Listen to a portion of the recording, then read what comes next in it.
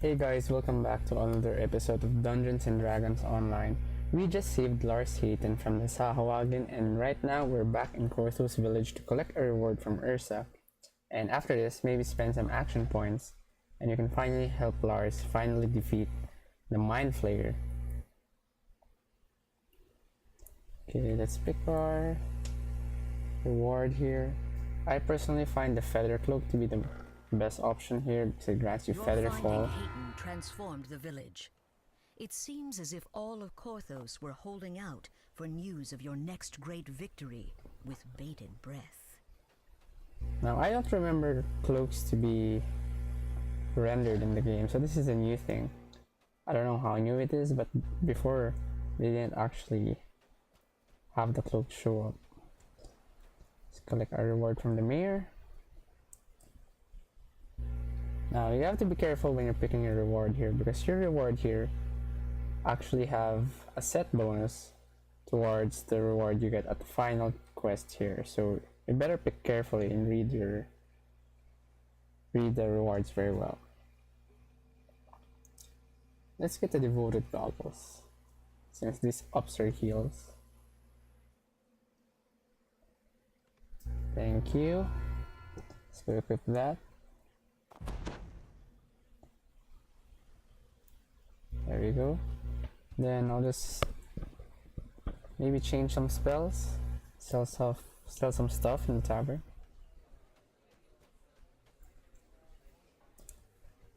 Wait, that's not the bartender. Yes, please. Let's repair our stuff. Sell. I think I wanna sell these.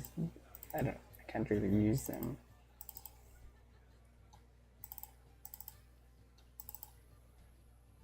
Now, early on in this game, you don't really need to pay too much attention to the equipment. You'll find a lot better equipment after you exit Korthos village.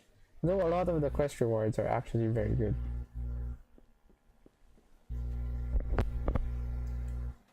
Okay then. So let's spend some action points first before we set off. Go to the cleric trainer. And you can actually level up without spending all of your action points, and that was wrong of me to say before. And you don't actually have to go to a trainer to level up your action points, but you do have to go to a trainer if you want to advance a character level. So just to access your enhancement menu, you just press Ctrl R and it'll just show you that. Okay.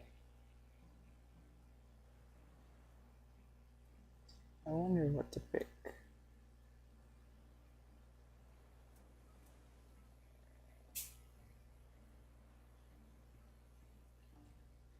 I think let's get the healing domain. Accept. Alright then. Now, Lars told us to meet him at the base of Misery's Peak, and that's actually the final quest. And it's at the end of the Korthos Island Wilderness area. And there are a lot of there are still some quests you can do. I'm not gonna do all of them, because it's quite time consuming, and I think we have had enough of this area.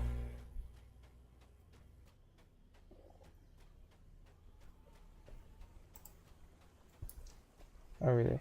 Haven't collected our reward from this guy yet. Let us get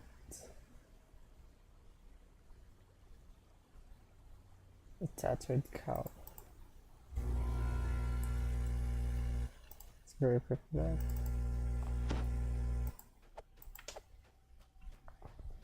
You can choose to ignore these. You can choose not to. I'm going to choose to ignore them right now because I don't really want to go through or waste some of my resources. Because when you enter quests, every spell points you spend or items you expend aren't recovered. So you want to conserve as much as you can, I mean.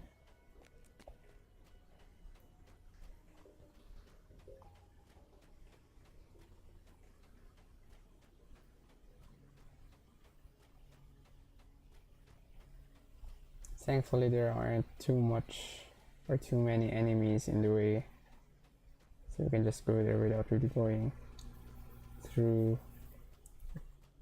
or battling a lot of enemies. But if you are a new player, I encourage you to check out the area before moving on. It's a well made place. You come across a makeshift camp. A scraggly dwarf sits on a log, trying in vain to keep warm. So we just talked to Amalgam, and he tells us to go to Misery's Peak, which is up this hill, and there's going to be a cave. And this is quite a long quest actually, so hopefully we can do it fast enough.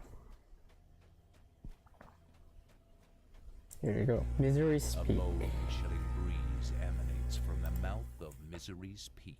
Let's go inside.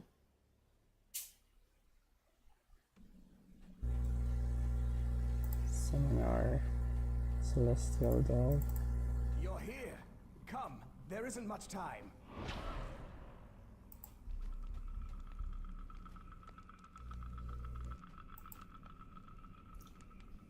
Let's do it.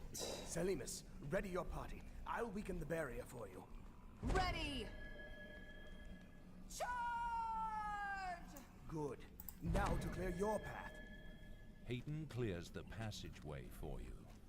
Now to find this Quarry Mindsunder artifact. Now ideally you'd be wanting to play this with your friends, or even hireling. Especially if you don't have any self-heals. Because it's actually quite long. And especially if you don't know the quest, I know it.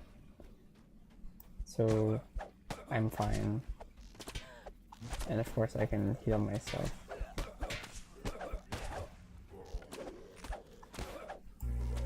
Let's turn off power attack.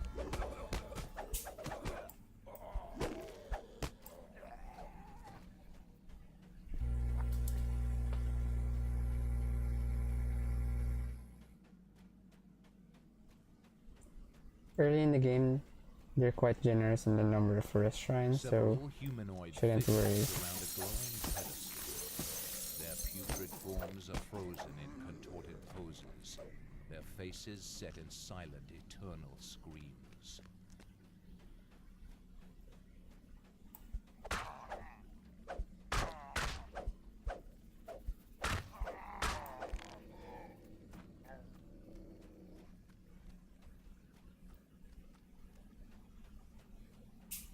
We could use our turn on that ability, but I only have 2 of those, and I don't really think I need it.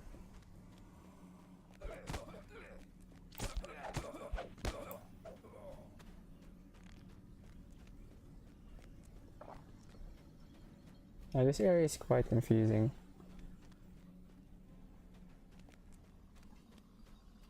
So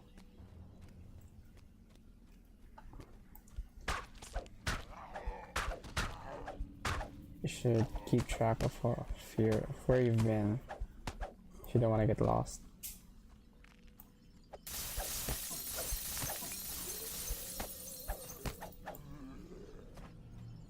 I keep forgetting that I have a ranged spell.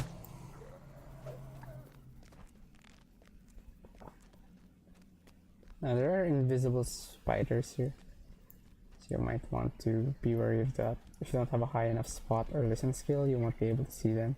But as you can see, there are mists or fogs that are going around, and that's usually a telltale sign that they're here.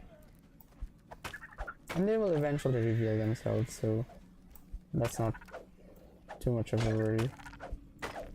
Or rather, they do reveal themselves when they start attacking. So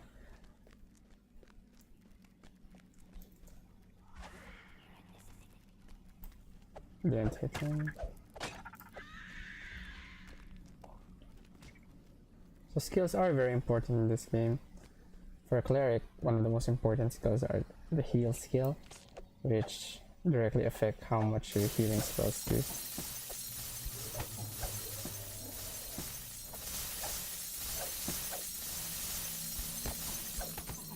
So you need to kill all of the zombies before you can unlock things here.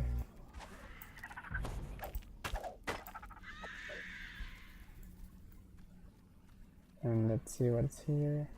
We have a restaurant again. We don't need to. But if you were to attempt this solo and in a harder difficulty, especially when you're not really experienced, it can be quite challenging.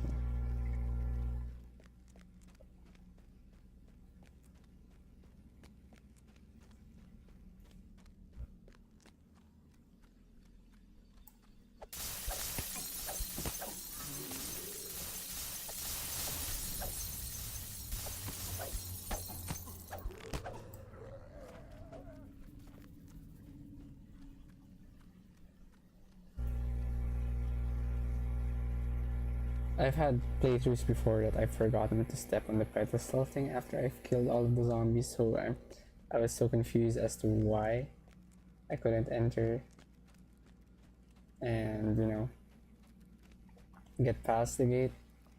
But that's just because I forgot. So make sure you step on the pedestals. There's another lever. With the second signal crystal activated, you hear the stone door at the base of the cavern rolling open. So even though we've got all of the levers, we shouldn't go down yet because there is still a secret cave here that contains a chest, but it's guarded by a giant spider thing. I think it's that one over there.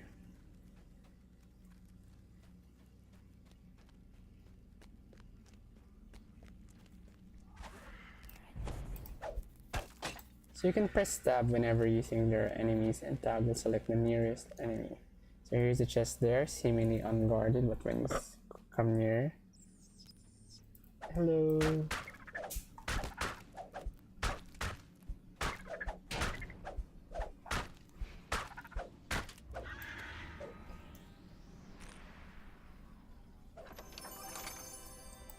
There you go. And now you're done with this upper half. And remember, we got a Featherfall cloak, and I activate it. And for 30 seconds, we can now have the Featherfall feature. And it beats having to navigate all the way back just to go all the way down. So that's why you get it.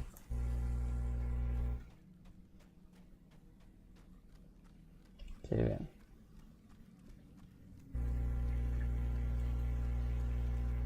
You don't have to kill all of the enemies. Although you might get a bonus to your experience points if you manage to kill a lot.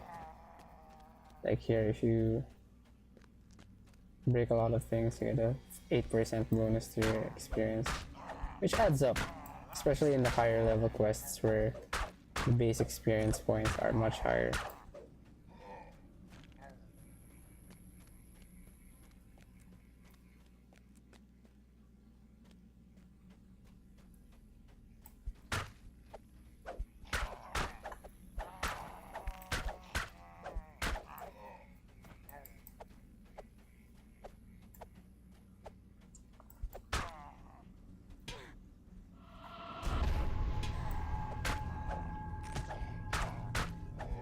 I lack conviction to turn some targets. I tried turning them and it seems like I wasn't high enough level. I think it only works if there are less enemies. Chills run down your spine as you finally come face to face with the dragon that has been terrorizing Korthos. Even at rest, it is a truly awesome beast.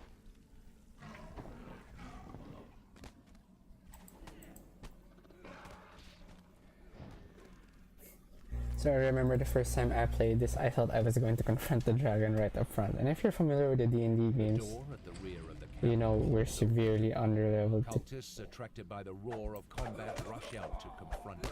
to deal with the dragon. So it's just the game messing with you a little.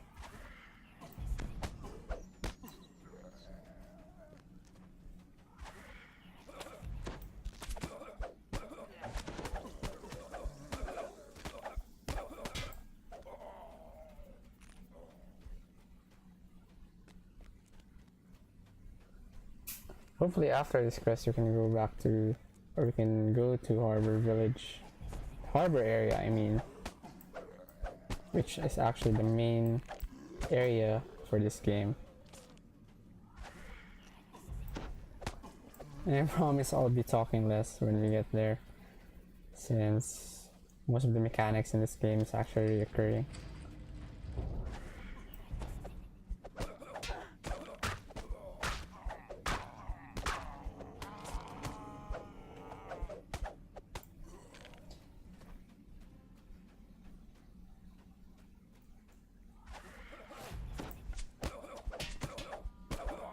I'm actually pretty excited for level 3 because that will give us access to level 3 spells. I mean level 2 spells, which are actually pretty powerful from what I remember. It's a big power spike in the spells department.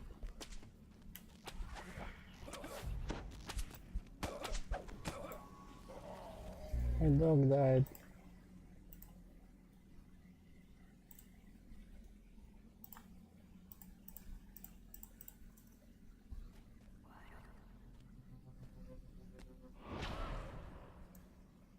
Yeah, so summon monster pets have a 10-minute limit on them before they suddenly disappear, even though they still have full HP.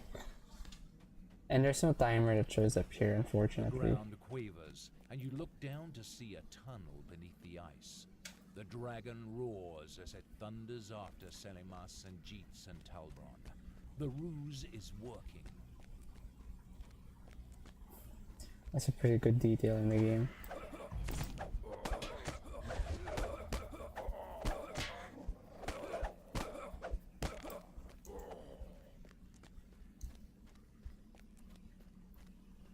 You know, this game brings back so many memories, and I'm so glad it's still here for me to play. I actually asked my brother if he'd be interested in playing this again, and he seemed surprised that it was actually still online. I mean, I was surprised too.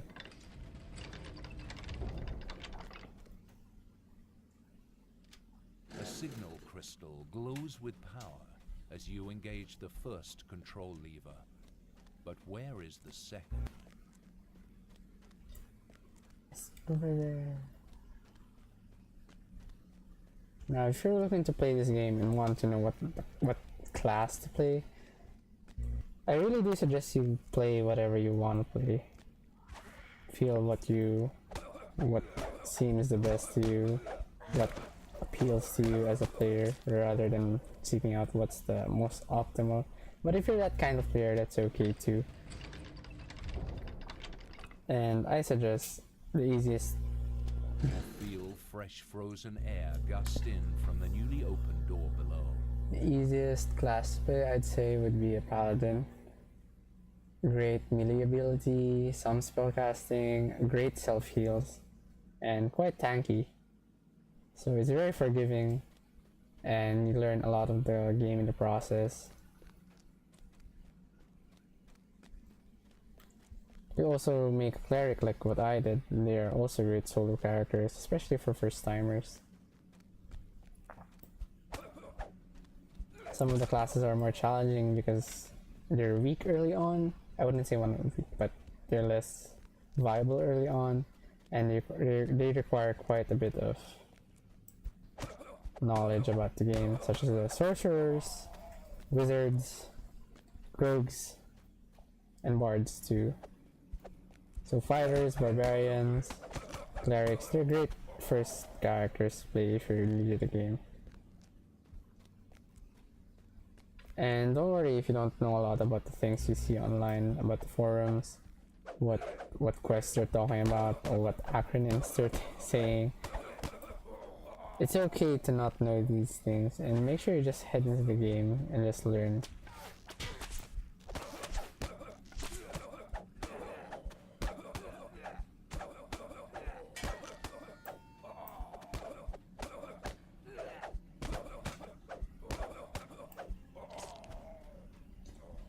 Let's skip this.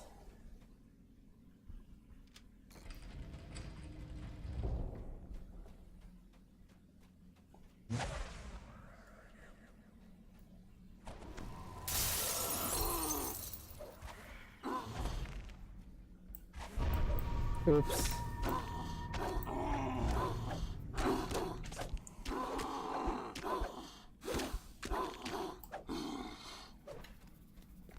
That's that.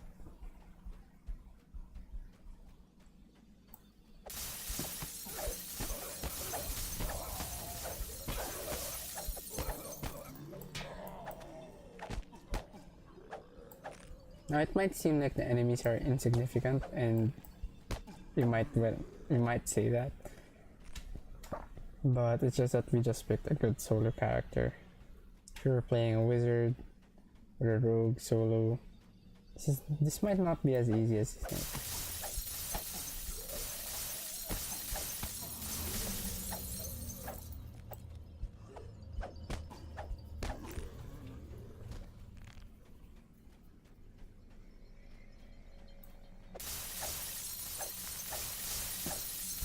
So this is quite a long quest. We've been here for like 15 minutes already. It goes much faster if you're more than one, but it also goes much slower if you don't know what you're doing as well.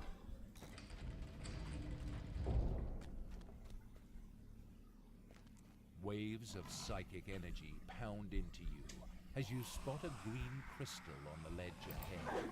At last, this must be the quarry Mindsunder.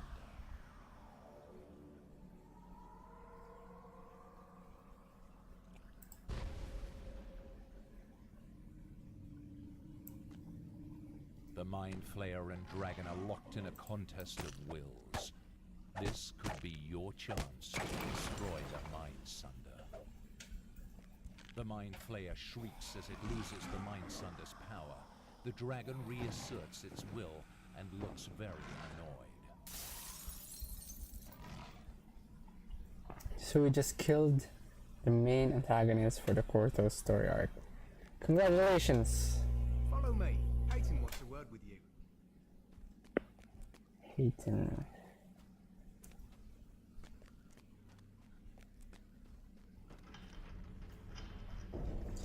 We won! Here, take this portal, so you won't have to walk back. Well struck. I wish we'd dispatched the dragon, but such a feat is beyond my ability. And like magic, the snows stopped. Savior of Korthos! They cheer as you return. But destiny has greater plans for you than just this small village. So remember, we picked an item earlier, and we picked the devoted goggles. So you must pick the devoted necklace to receive the set bonus, which is 36 equipment bonus to your positive spell power. So that's actually very significant for your heals. Did you pick that up? I mean, you don't have to pick it, but the set bonus is really good. So without the set, we heal for 5, 12. So you can see that it's a very significant amount. I mean, it's also random, but generally it'll be much better. So I hope you guys enjoyed that. That was Misery's Peak, the final quest in Korthos village. I mean, Korthos story arc line. We'll be tackling the harbor next, and I hope you guys enjoyed the video, and make sure you tune in for the next one. Thanks.